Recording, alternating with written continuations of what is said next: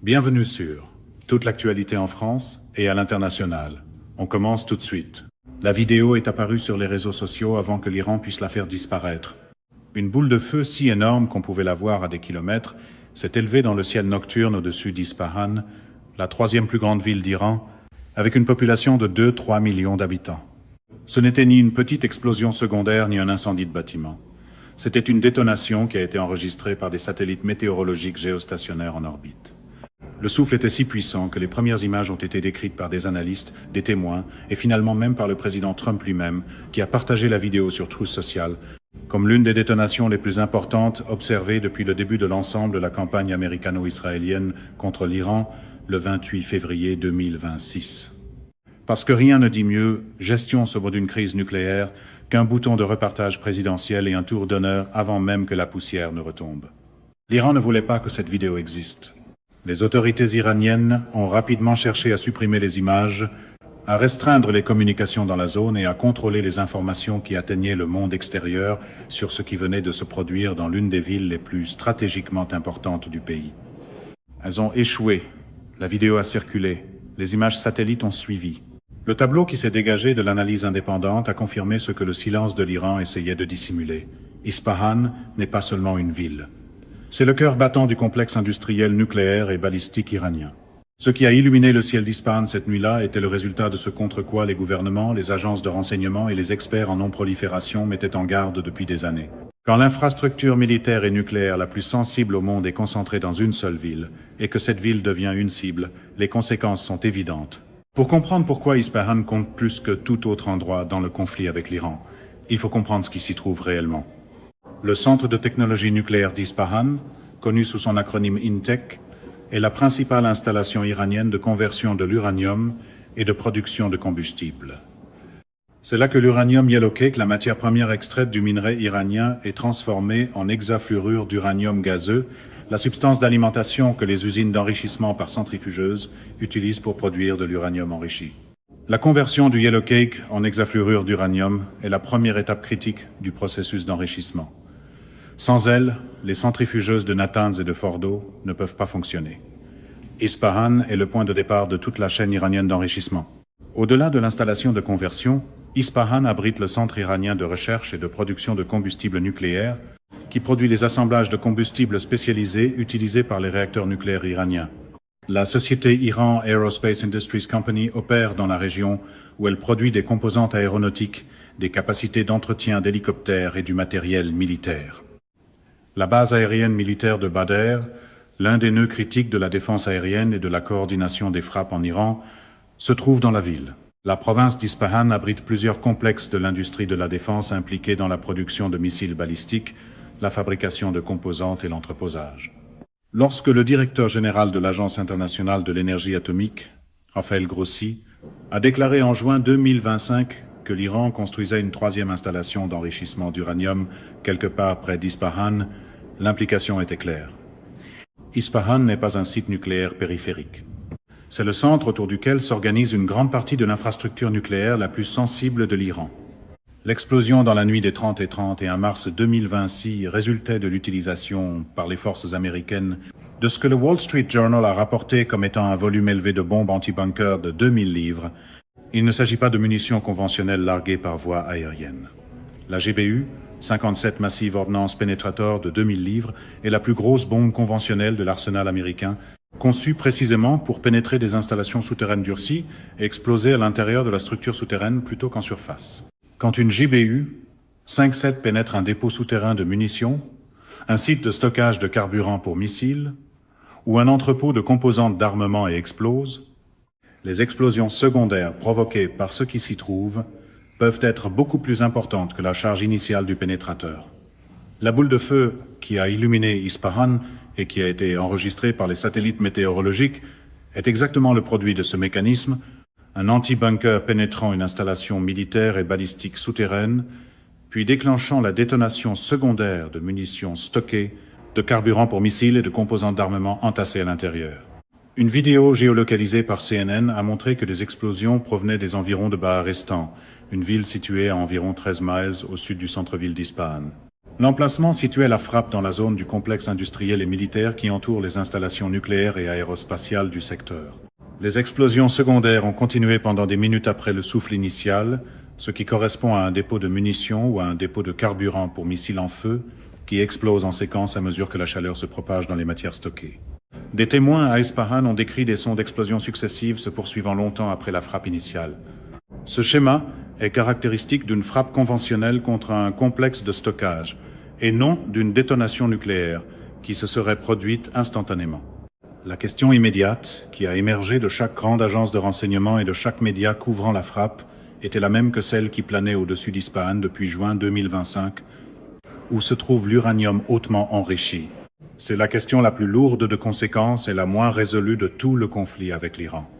En juin 2025, lorsque des bombardiers américains B-2 ont largué des Massive Ordnance Penetrators sur Natanz et Fordo, les principales installations d'enrichissement de l'uranium, et que des appareils américains et israéliens ont frappé de façon importante le complexe de conversion nucléaire d'Ispahan, l'Agence internationale de l'énergie atomique suivait environ 400 à 450 kg d'uranium enrichi à 60% détenu par l'Iran.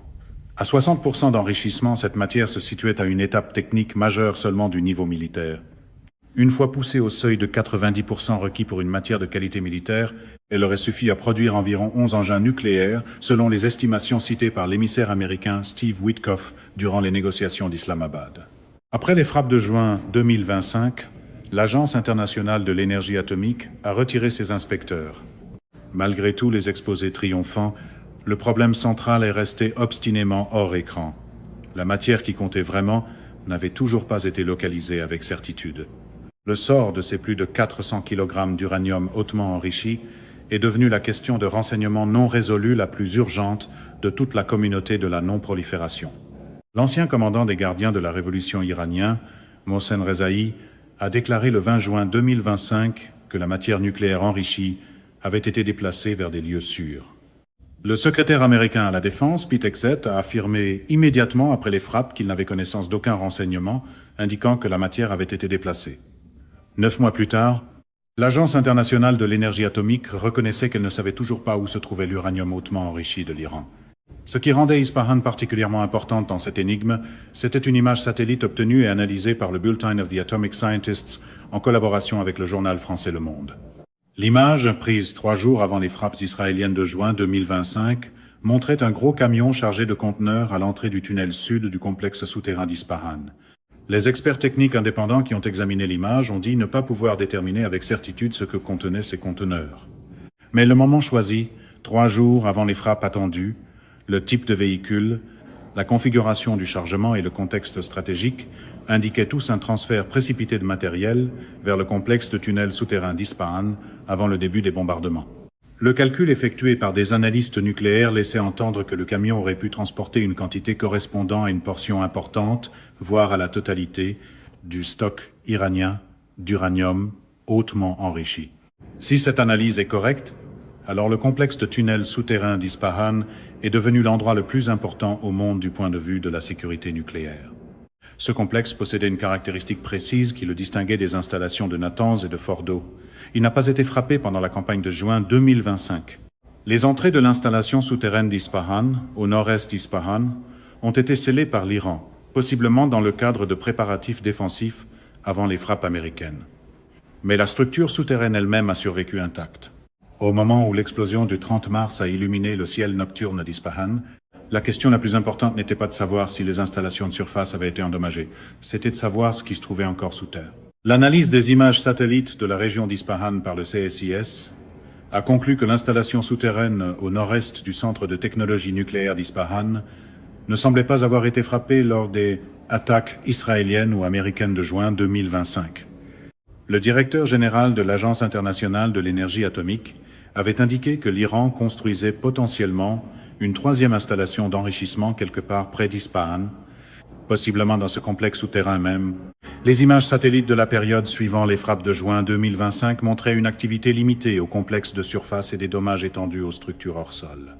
Mais la composante souterraine demeurait intacte et largement invisible à toute vérification extérieure.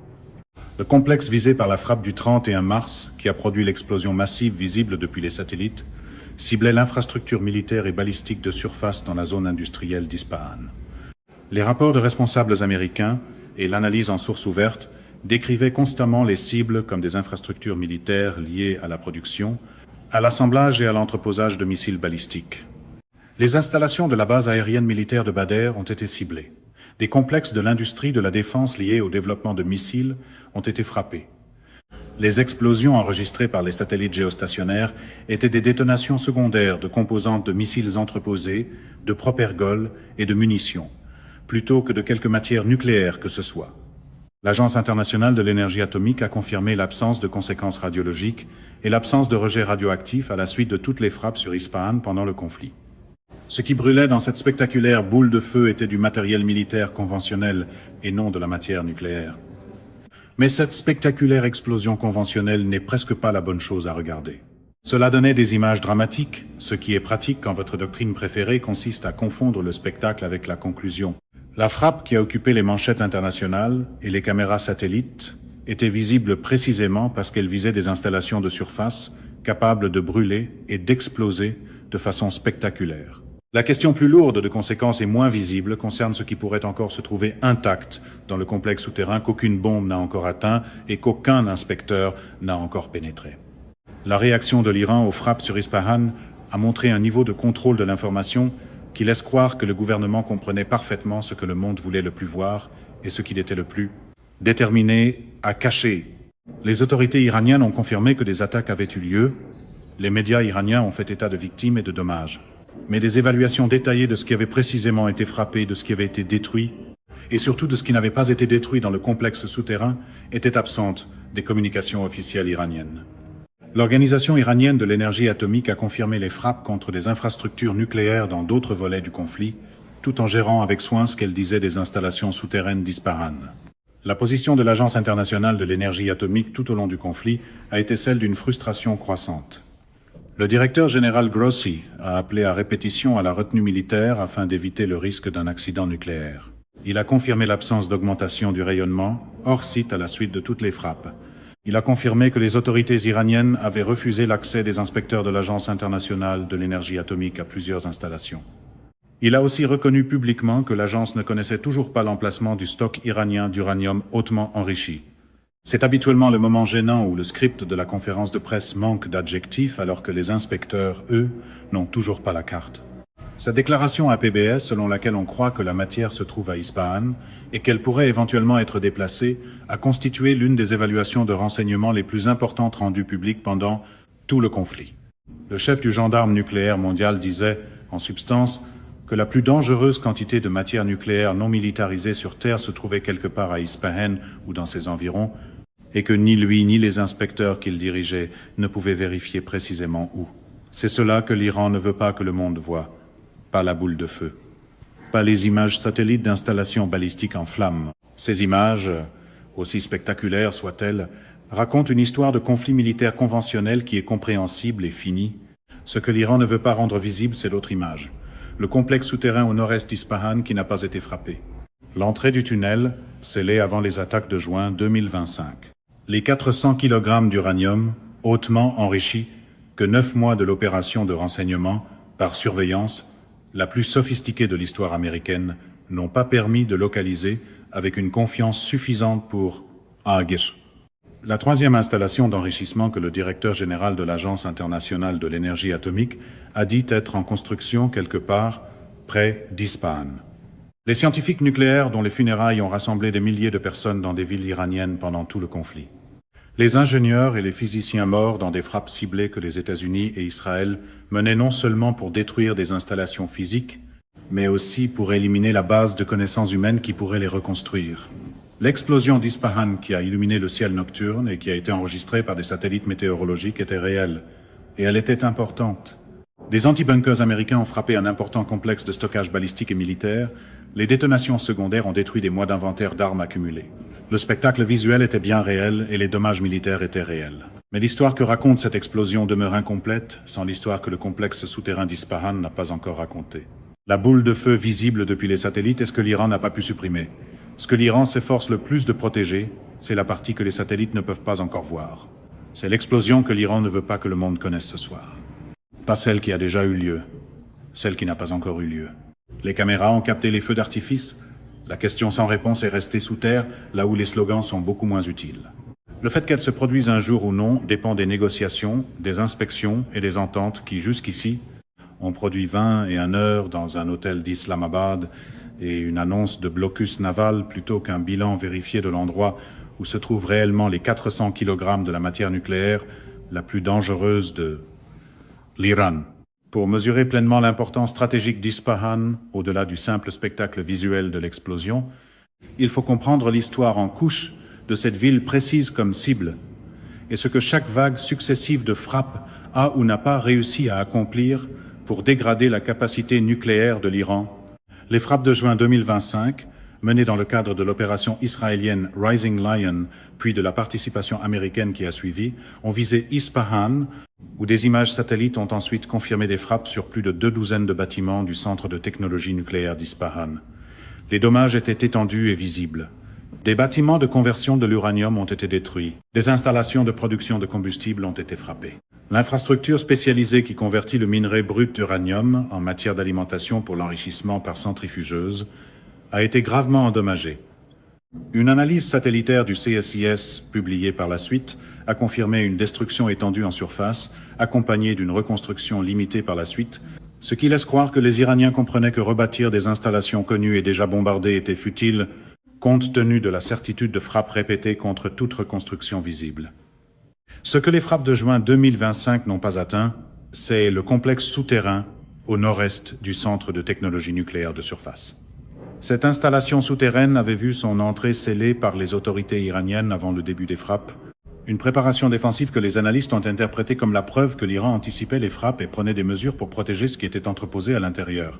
Le directeur général de l'Agence internationale de l'énergie atomique avait précisément noté que l'Iran construisait ce qui semblait être une 3e installation d'enrichissement d'uranium quelque part dans la région d'Ispahan. Le complexe souterrain au nord-est du centre de surface était l'emplacement candidat le plus plausible. Les planificateurs américains et israéliens faisaient face à un problème technique précis avec cette installation souterraine. La capacité de pénétration, même des plus grosses bombes anti-bunker conventionnelles, a ses limites. La GBU 5-7 Massive Ordnance Penetrator peut pénétrer environ 60 m de béton armé avant d'exploser. Les installations enfouies à une profondeur suffisante, avec au-dessus d'elles un recouvrement suffisant de roches et de sol sur du béton armé, sont, en termes pratiques actuels, invulnérables aux armes conventionnelles. L'Iran a passé des décennies à construire son infrastructure nucléaire la plus sensible en tenant précisément compte de cette vulnérabilité. L'installation de Fordo, enfouie à grande profondeur dans une montagne, constituait l'exemple le plus extrême de cette architecture défensive. Les services de renseignement américains croyaient depuis longtemps que Fordo était essentiellement invulnérable à une attaque conventionnelle. Lorsque les États-Unis ont largué des GBU, 5-7 Massive Ordnance Penetrator sur Fordo en juin 2025, l'évaluation des dommages a été contestée. Certains analystes pensaient que les détonations à l'intérieur de la montagne avaient fait s'effondrer certaines sections internes. D'autres se demandaient si les dommages étaient suffisants pour rendre les chambres souterraines définitivement inopérantes. L'Agence internationale de l'énergie atomique n'a pas pu vérifier les évaluations des dommages parce que les inspecteurs n'avaient pas été autorisés à accéder au site après les frappes. C'est là que l'argumentaire de vente de l'anéantissement total se heurte au problème d'ingénierie des montagnes. Ce que l'explosion d'Ispahan du 31 mars a confirmé, c'est que même après 9 mois d'opérations militaires soutenues, les forces américaines et israéliennes continuaient de découvrir et de frapper des infrastructures militaires de surface dans la région d'Ispahan qui n'avaient pas été entièrement détruites lors des vagues précédentes. Les installations de stockage et de production de missiles qui ont produit la spectaculaire boule de feu du 30 mars avaient survécu à des frappes antérieures ou avaient été regroupées dans la région à partir d'autres emplacements, alors que les planificateurs militaires iraniens tentaient de préserver leurs capacités en déplaçant des actifs. Voilà le jeu de cache-cache stratégique qu'était devenu le conflit à sa 5e semaine, les services de renseignement américains et israéliens cherchant à localiser et à détruire les capacités militaires et nucléaires restantes, tandis que l'appareil militaire et scientifique iranien s'efforçait de disperser, de durcir et de cacher tout ce qui pouvait encore être déplacé et protégé. Les scientifiques tués aux côtés de l'infrastructure physique représentaient une autre dimension de cette campagne. CNN a rapporté en détail le ciblage de scientifiques et d'ingénieurs nucléaires tout au long du conflit. Mohammad Rezaei, un jeune scientifique nucléaire dont les funérailles dans la petite ville d'Azara ont attiré une foule endeuillée portant son cercueil à travers les montagnes, a été décrit par sa mère comme ayant été tué dans une attaque. Une autre frappe, quelques jours plus tard, a tué 9 personnes, dont Ali Fouladvan, un scientifique responsable de la recherche au sein d'une organisation identifiée par des gouvernements occidentaux et par Israël comme une façade servant à acquérir les connaissances nécessaires à l'armement du programme nucléaire iranien. Le fondateur de cette organisation, connu sous son acronyme persan SPND, était Mohsen Fakhrizadeh, le principal scientifique nucléaire assassiné par Israël 6 ans plus tôt. La continuité institutionnelle du savoir iranien en matière d'armes nucléaires était elle-même visée par l'élimination de membres clés du personnel porteur d'une expertise irremplaçable. Ce ciblage du capital humain en parallèle de l'infrastructure physique reflète la reconnaissance, chez les planificateurs américains et israéliens, que détruire des bâtiments ne suffit pas. Les conceptions de centrifugeuses, les connaissances liées au processus d'enrichissement, l'expertise métallurgique requise pour fabriquer certaines composantes et la physique de l'armement logée dans l'esprit de certains ingénieurs et scientifiques sont des formes de capacité nucléaire qu'aucune bombe ne peut éliminer. Elles ne peuvent être éliminées qu'en éliminant les personnes qui les possèdent. Cela a créé l'une des dimensions les plus controversées sur le plan éthique de toute la campagne. La mise à mort de scientifiques nucléaires était à la fois une composante militairement logique d'une campagne de contre-prolifération et une forme d'assassinat ciblé que la communauté internationale, y compris les alliés des États-Unis, était profondément mal à l'aise de reconnaître ou d'endosser. La question des plus de 400 kg d'uranium hautement enrichi est demeurée l'enjeu non résolu le plus urgent sur le plan opérationnel, au moment où les négociations sur le cessez-le-feu se sont effondrées à Islamabad. Steve Witkoff, l'envoyé spécial américain, a révélé durant les négociations que les principaux négociateurs iraniens eux-mêmes s'étaient vantés d'avoir assez d'uranium hautement enrichi pour fabriquer 11 bombes nucléaires. Il s'agissait soit d'une posture de négociation destinée à démontrer le levier iranien, soit d'une déclaration exacte de l'état réel du stock iranien, soit des deux à la fois. Quoi qu'il en soit, les États-Unis sont arrivés à Islamabad en sachant qu'ils bombardaient les installations nucléaires iraniennes depuis 9 mois et qu'ils n'étaient toujours pas en mesure de donner un bilan assuré de l'endroit où se trouvait la quantité la plus dangereuse de matière nucléaire, presque de qualité militaire sur Terre. Le reportage d'Axios paru après Islamabad a révélé une dimension supplémentaire du problème de la matière nucléaire qui avait été tenue à l'écart du regard public pendant les discussions. Des responsables américains avaient discuté avec leurs homologues israéliens de la possibilité d'envoyer des forces spéciales en Iran pour sécuriser le stock d'uranium hautement enrichi à une étape ultérieure de la guerre. Le concept opérationnel consistant à extraire des centaines de kilogrammes d'uranium hautement enrichi à partir d'installations souterraines dans un pays où les forces américaines ne sont pas présentes au sol représenterait la mission d'opération spéciale la plus complexe tentée depuis le raid qui a tué Oussama Ben Laden. La faisabilité d'une telle opération dans les conditions actuelles, avec une armée iranienne affaiblie mais non détruite, avec des installations souterraines dont le contenu exact et l'aménagement demeurent inconnus, et sans cadre juridique ou diplomatique permettant une présence américaine sur le sol iranien, rendait la discussion plus théorique qu'opérationnelle.